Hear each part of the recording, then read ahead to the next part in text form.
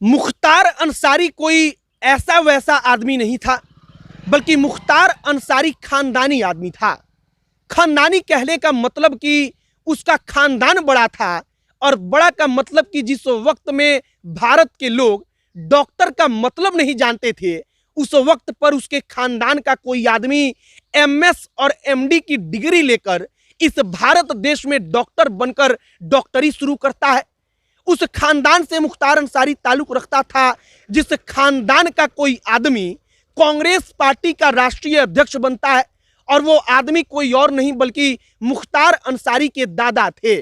मुख्तार अंसारी के नाना सेना में ब्रिगेडियर थे, और भारत के लिए उन्होंने अपना सर्वोच्च न्यौछावर कर दिया, और इसके लिए उनको भारत की सरकार ने महावीर चक्र दिया।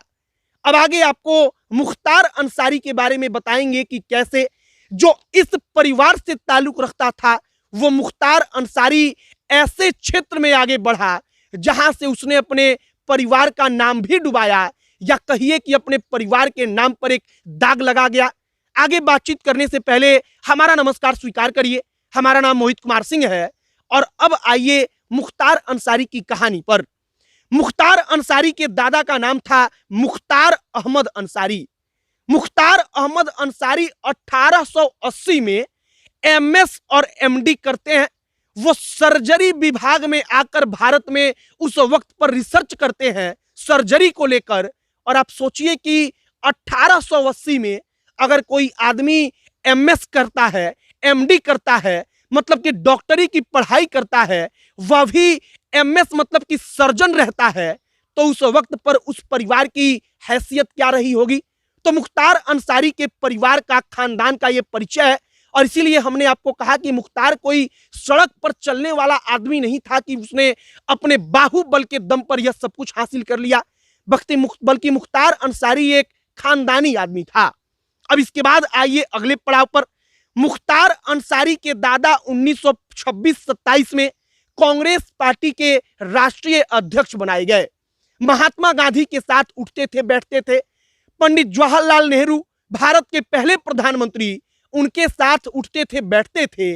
और शायद हम इसलिए इसको बता रहे हैं कि आपको मुख्तार अंसारी का खानदान क्या था, परिवार की हैसियत क्या थी, उसका अंदाजा हो जाए।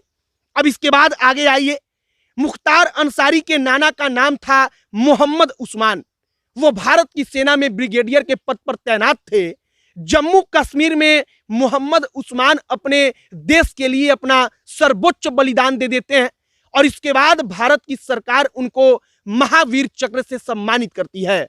महावीर चक्र का मतलब कि जो वीरता का प्रतीक है, जो व्यक्ति वीरता दिखाता है, उसको महावीर चक्र दिया जाता है। और महावीर चक्र से सम्मानित नाना जो थे मुख्तार अंसारी के, वो थे।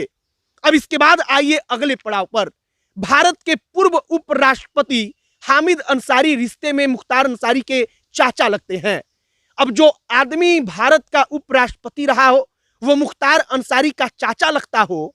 मुख्तार अंसारी के दादा जो कभी कांग्रेस पार्टी के राष्ट्रीय अध्यक्ष रहे हो, मुख्तार अंसारी के नाना जो सेना में ब्रिगेडियर के पद पर तैनात रहे हों, मतलब एक बड़ा अधिकारी। तो आप सोचिए कि आखिरकार उस आदमी की पारिवारिक हैसियत बहुत पहले से, कई सौ साल पहले से क्या होगी।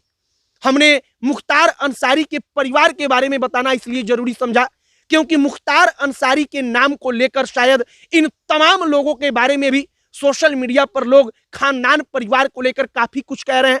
तो हमने सोचा कि मुख्तार अंसारी के उस परिवार के बारे में बताई जाए, जो कोई ऐरा गैरा परिवार नहीं था, कोई सड़क पर चलने वाला परिवार नहीं था, बल्कि उस परिवार का रसूख इस देश में तब भी था जब इस देश में लोग डॉक्टर नाम का शब्द नहीं जानते थे, लेकिन उस परिवार का कोई आदमी एमएस और एमडी करके डॉक्टर बना था। बाकी मुख्तार अंसारी के बारे में तमाम प्रकार की कहानियां अब निकलकर सामने आ रही हैं, और हमने सोचा कि एक विशेष कहानी आपको बताई जाए कि मुख्तार अंसारी किस परिवार से ताल्लुक रखता था। बाकी आपकी इस पर क्या राय है, आप क्या कहेंगे, कमेंट बॉक्स में लिखकर बताइएगा। अगर फेसबुक पर देख रहे हैं तो हमारे पेज को लाइक जरूर कीजिए। अगर यूट्यूब पर देख रहे हैं तो हमारे यूट्यूब चैनल के साथ जुड़ जाइए। अब अंत में हमारा परिचय, हमारा नाम मोहित कुमार सिंह है। आगे जो भी कहानी होगी वह सब कुछ हम आप तक पहुंचाएंगे। बहुत बहुत धन्यवाद।